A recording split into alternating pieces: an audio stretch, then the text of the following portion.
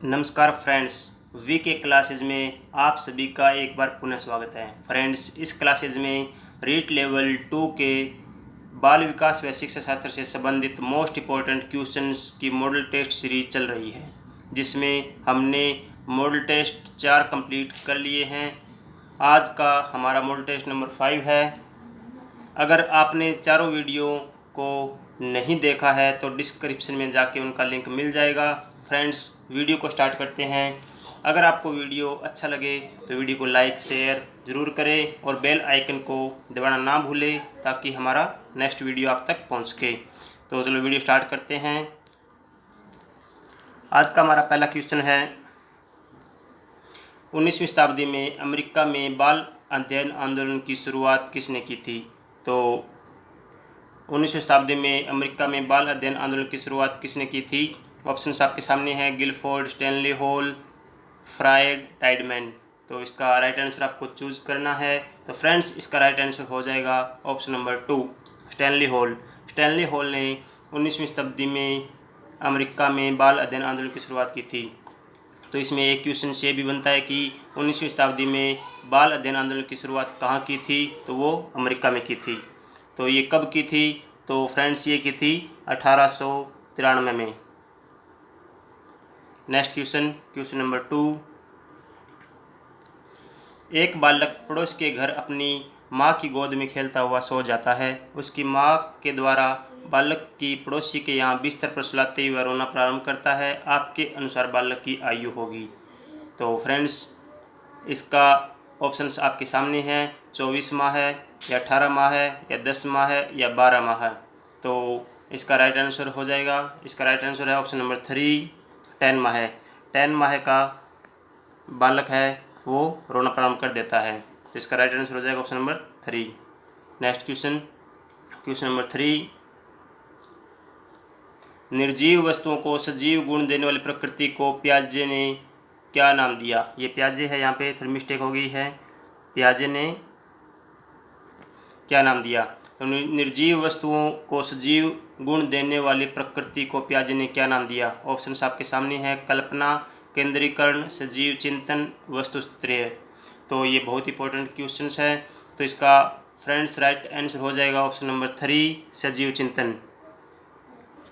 Next question number 4, किशोरावस्था अपराध प्रवृत्ति के विकास का नाजुक समय है। यह किसने कहा है? ये एक परिभाषा पूछी गई है कि किशोरावस्था में अपराध प्रवृत्ति के विकास का नाजुक समय है, यह किसने कहा है? ऑप्शन आपके सामने हैं, स्टैनली हॉल, वैलेंटाइन, किलपैट्रिक या क्रो एंड क्रो। तो इसका राइट आंसर आपको चूज करना है। तो इसका फ्रेंड्स राइट आंसर हो जाएगा वैलेंटाइन। वैलेंटाइन ने किशोरावस्था को अपराध प्रवृत्ति के विकास का नाजुक समय कहा है। नेक्स्ट क्वेश्चन नंबर 5, विद्यार्थियों को रीट की तैयारी करवाकर नेट की परीक्षा ली जाती है तो उसे कहा जाएगा? तो बहुत ही अच्छा क्वेश्चन है, एग्ज़ाम में बार बार पूछा भी गया है। तो विद्यार्थियों को रीट की तैयारी करवाकर नेट की परीक्षा ली जाती है तो उसे कहा जाएगा? ऑप्शंस आपके सामने है, द्विपार्श्विक, सकारात्मक, उद्रवंतरण, उपरोक्त में से कोई नहीं। तो आपको राइट आंसर चूज करना है। तो फ्रेंड्स, इसका राइट आंसर हो जाएगा ऑप्शन नंबर सी, उद्रव अंतरण। इसका राइट आंसर हो जाएगा, जो रीट की तैयारी करवाकर नेट की परीक्षा ली जाती है उसे उद्रव अंतरण कहा जाता है। नेक्स्ट क्वेश्चन नंबर 6, हल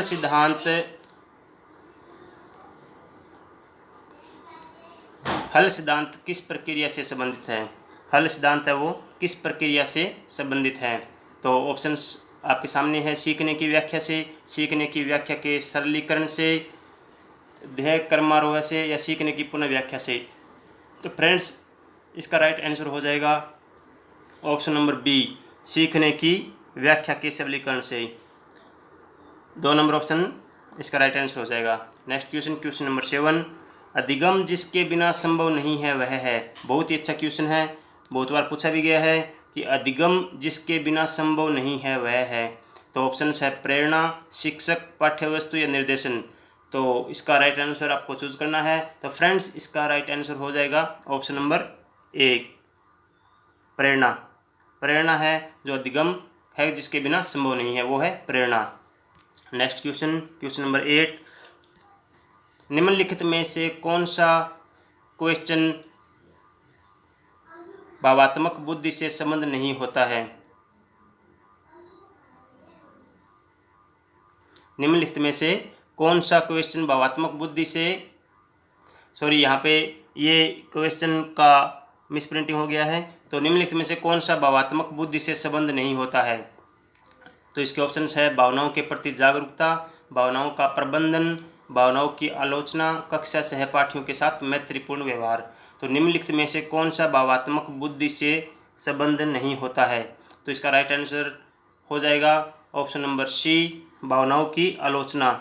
ये भावनाओं के प्रति जागरूकता, भावनाओं का प्रबंधन और कक्षा सहपाठियों के साथ मैत्रीपूर्ण व्यवहार, ये तो भावात्मक बुद्धि से संबंध होता है इनका, तो पर भावनाओं की आलोचना है इसका संबंध नहीं होता है। तो ऑप्शन नंबर 3 इसका राइट आंसर हो जाएगा। नेक्स्ट क्वेश्चन, क्वेश्चन नंबर 9, अभिप्रेरणा से संबंधित व्यवहार का लक्षण है।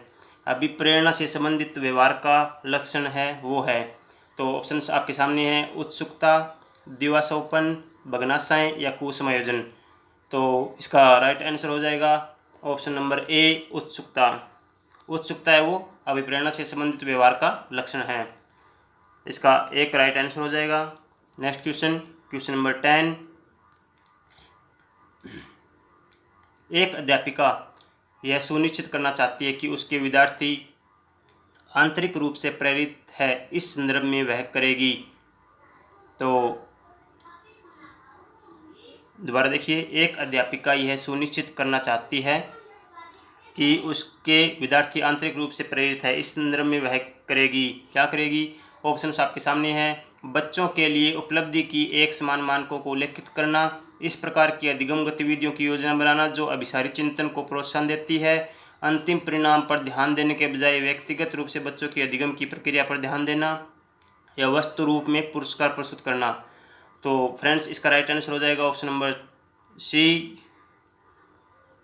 अंतिम परिणाम पर ध्यान देने के बजाय व्यक्तिगत रूप से बच्चों की अधिगम की प्रक्रिया पर ध्यान देना, ये इसका राइट आंसर हो जाएगा। Next question, question number 11, Neha हर पाठ को बहुत जल्दी सीख लेती है जबकि सुनीता उसे सीखने में ज़्यादा समय लेती है, यह विकास सिद्धांत को दर्शाता है। यह कौन से सिद्धांत को दर्शाता है कि नेहा तो हर पाठ को बहुत जल्दी सीख लेती है पर सुनीता उसे सीखने में ज़्यादा समय लेती है, तो यह विकास किस सिद्धांत को दर्शाता है? तो ऑप्शन आपके सामने, व्यक्तिगत भिन्नता, अंतः संबंध, निरंतरता या सामान्य से विशिष्ट की ओर। तो इसका राइट आंसर हो जाएगा ऑप्शन नंबर ए, व्यक्तिगत भिन्नता।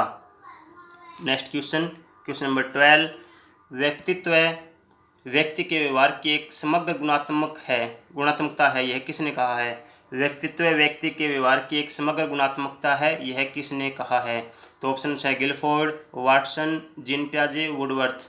तो बहुत ही अच्छा क्वेश्चन है, तो इसका राइट आंसर हो जाएगा ऑप्शन नंबर डी, वुडवर्थ। ये परिभाषा वुडवर्थ ने दी है कि व्यक्तित्व व्यक्ति के व्यवहार की एक समग्र गुणात्मकता है।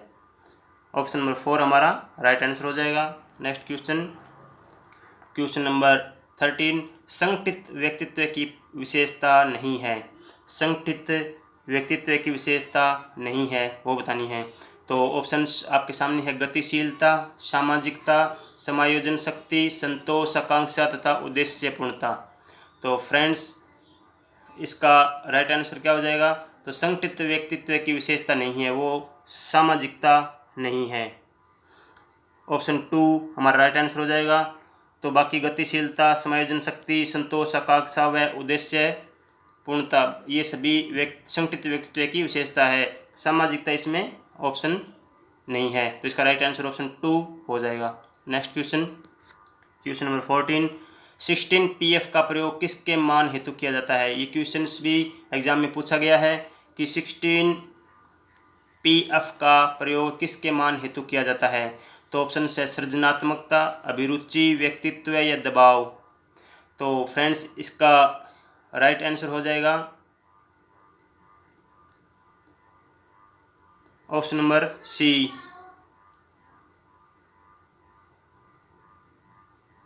व्यक्तित्व। 16 PF का प्रयोग किसके मान हेतु किया जाता है? तो वो है व्यक्तित्व। नेक्स्ट क्वेश्चन, क्वेश्चन नंबर 15, तरल ठोस बुद्धि सिद्धांत किसने प्रतिपादित किया है? बहुत ही अच्छा क्वेश्चन है। तरल ठोस बुद्धि सिद्धांत है वो किसने प्रतिपादित किया है? ऑप्शंस आपके सामने है, गार्डनर, जीन पियाजे, केटल, गिलफोर्ड। तो तरल ठोस बुद्धि सिद्धांत है वो प्रतिपादित किया है केटल ने।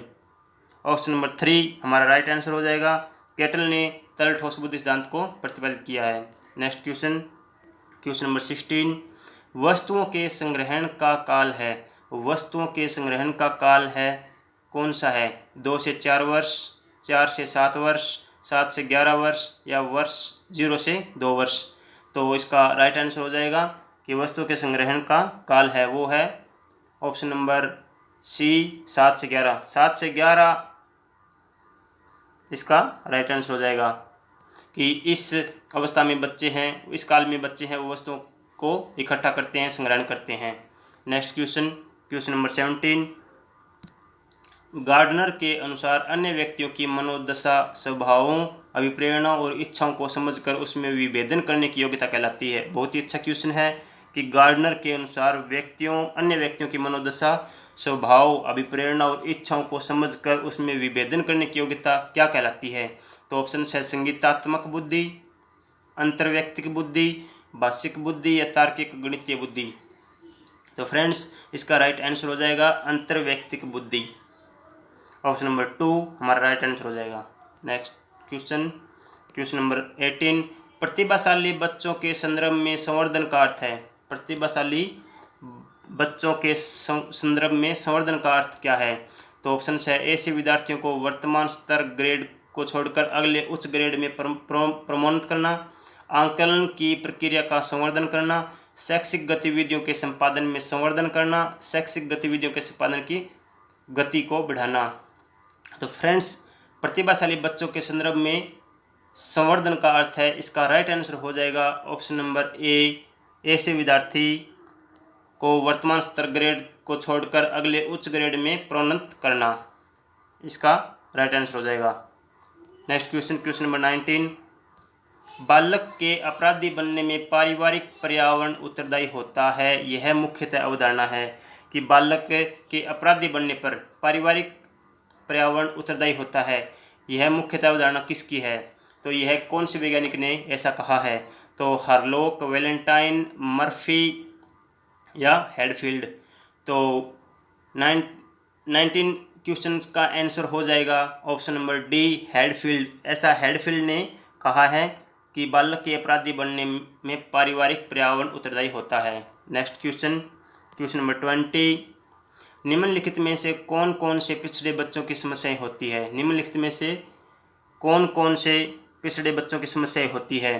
कम शैक्षणिक योग्यताएं, संवेगात्मक समस्याएं या सामाजिक समस्याएं या इनमें से सभी। तो ऑप्शन आपके सामने हैं, 4 ऑप्शन दिए हुए हैं। तो इसका राइट आंसर हो जाएगा ऑप्शन नंबर डी, इसका राइट आंसर हो जाएगा कि कौन कौन सी पिछड़े बच्चों की समस्या होती है, वो है कम शैक्षणिक योग्यताएं, संवेगात्मक समस्याएं, सामाजिक समस्याएं। इसका राइट आंसर हो जाएगा ऑप्शन नंबर 4, इनमें से सभी। नेक्स्ट क्वेश्चन, क्वेश्चन नंबर 21, एक बालक सामान्य वस्तु के नए नए उपयोग करता है, यह दर्शाता है। एक बालक है वो सामान्य वस्तु को नए नए मतलब डिजाइन में उसको उपयोग करता है, तो वह बालक क्या दर्शाता है? सृजनशीलता, मंद बुद्धि, तीव्र बुद्धि या औसत बुद्धि।